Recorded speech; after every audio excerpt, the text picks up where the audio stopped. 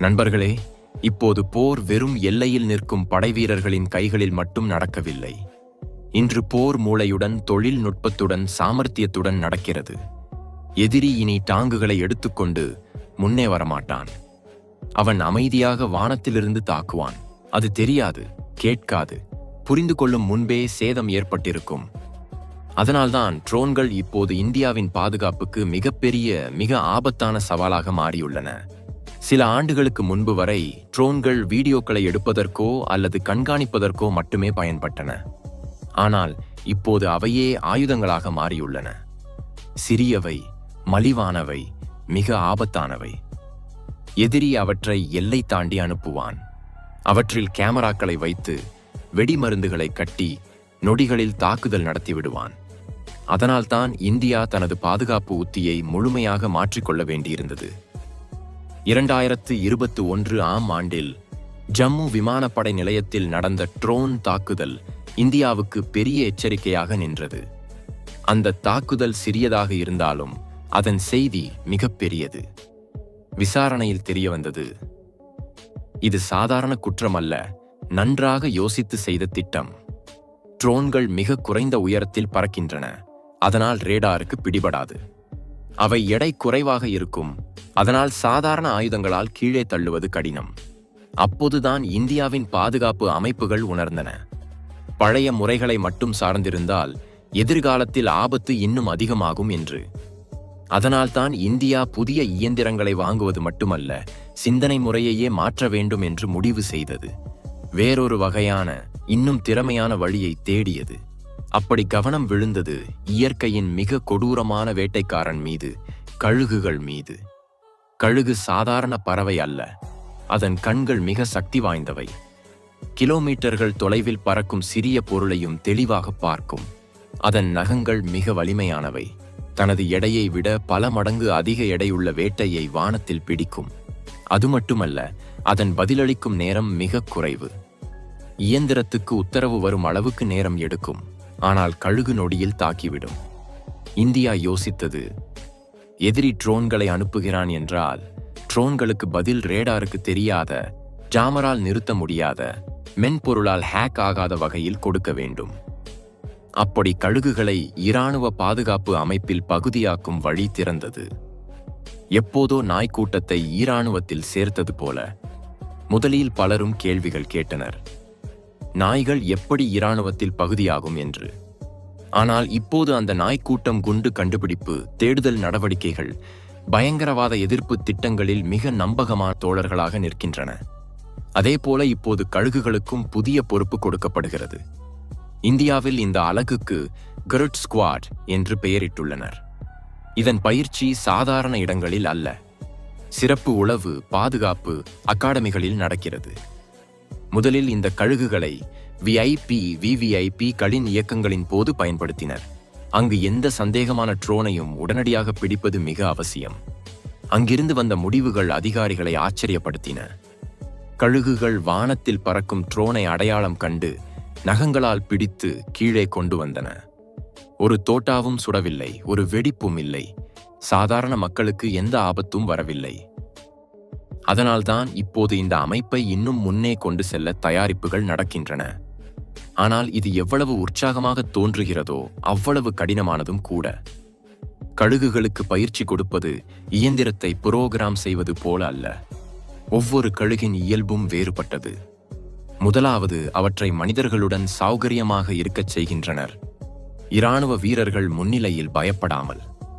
பிறகு மெதுவாக ட்ரோன்களுடன் அறிமுகம் செய்கின்றனர். முதலில் குறைந்த வேகத்தில் ட்ரோன்களை பறக்க விடுகின்றனர்.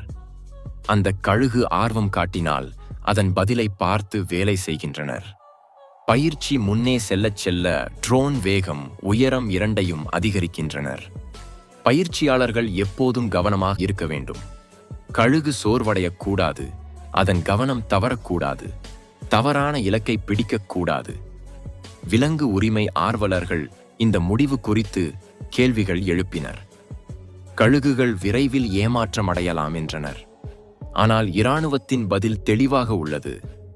இதே வார்த்தைகளை நாய்க்கூட்டம் குறித்தும் சொன்னார்கள். சரியான பயிற்சி, சரியான பராமரிப்புடன் இந்த விலங்குகள் ஆபத்து அல்லாமல் பாதுகாப்புக்கு மிகப்பெரிய பலமாக மாறும். உண்மையில் போர் பாதுகாப்பில் விலங்குகளின் பயன்பாடு புதியது அல்ல. வரலாறு சாட்சி. யானைகள், குதிரைகள், ஒட்டகங்கள், கழுதைகள், புறாக்கள் கூட இராணுவத்தில் பகுதியானவை.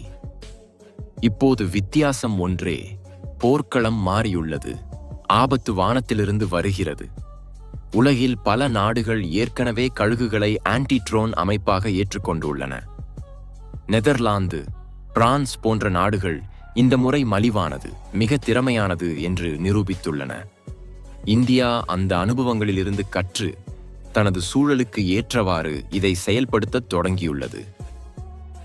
இப்போது பாகிஸ்தான் போன்ற நாடுகள் ட்ரோன்கள் மூலம் ஆயுதங்கள், தோட்டாக்கள், போதைப் பொருட்களை இந்தியாவுக்கு அனுப்ப முயற்சிக்கின்றன. அப்போது கழுகுகள் இந்திய எல்லைகளுக்கு புதிய பாதுகாப்பு கவசமாக நிற்கும்.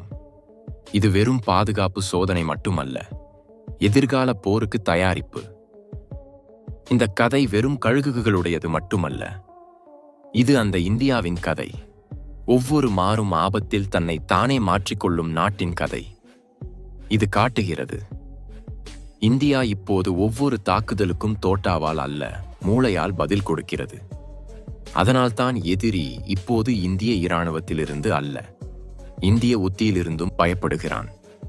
இங்கிருந்து இந்திய உத்தி இன்னும் ஆழமாகச் செல்கிறது. ஏனென்றால் கேள்வி வெறும் ட்ரோனை பிடிப்பது மட்டுமல்ல, நம்பிக்கை குறித்து. இயந்திரங்கள் உத்தரவுகளை பின்பற்றும், ஆனால் இயந்திரங்களை ஏமாற்றலாம். அவற்றை ஹேக் செய்யலாம், சிக்னல்களை ஜாம் செய்யலாம், சிஸ்டத்தை குழப்பலாம். ஆனால் பயிற்சி பெற்ற கழுகு ஹேக் ஆகாது, ஜாம் ஆகாது, மென்பொருள் அப்டேட்டுக்கு தேவையில்லை. அதனால்தான் இந்தியாவின் பாதுகாப்பு அமைப்புகள் இதை எதிர்கால தேவையாக பார்க்கின்றன. இது தற்காலிக சோதனை அல்ல. எல்லையில் சூழல்கள் தொடர்ந்து மாறிக்கொண்டிருக்கின்றன. எப்போதும் நிலத்திலிருந்து நடக்கும் ஊடுருவல் இப்போது வானத்திலிருந்து நடக்கிறது. ட்ரோன்கள் இரவு இருட்டில் பறக்கின்றன. கேமராக்களுடன் ஒவ்வொரு இயக்கத்தையும் பதிவு செய்கின்றன. பலமுறை ஆயுதங்களையும் விட்டுச் செல்கின்றன. அத்தகைய நேரத்தில் ஒவ்வொரு முறையும் ஏவுகணை அல்லது சுடுதல் செய்தால் சேதம் நமதே ஆகும்.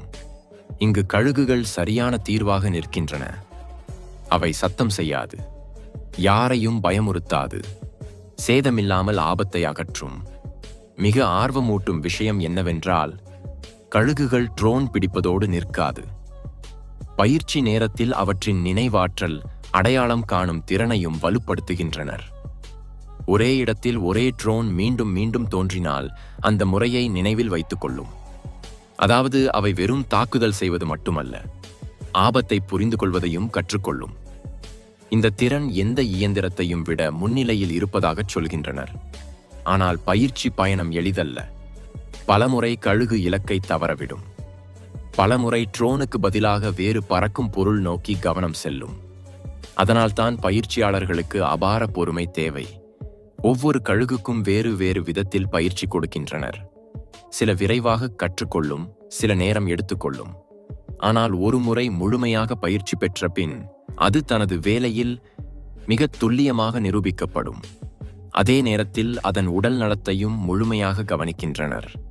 சரியான உணவு பயிற்சியில் அவ்வளவு முக்கிய பகுதி.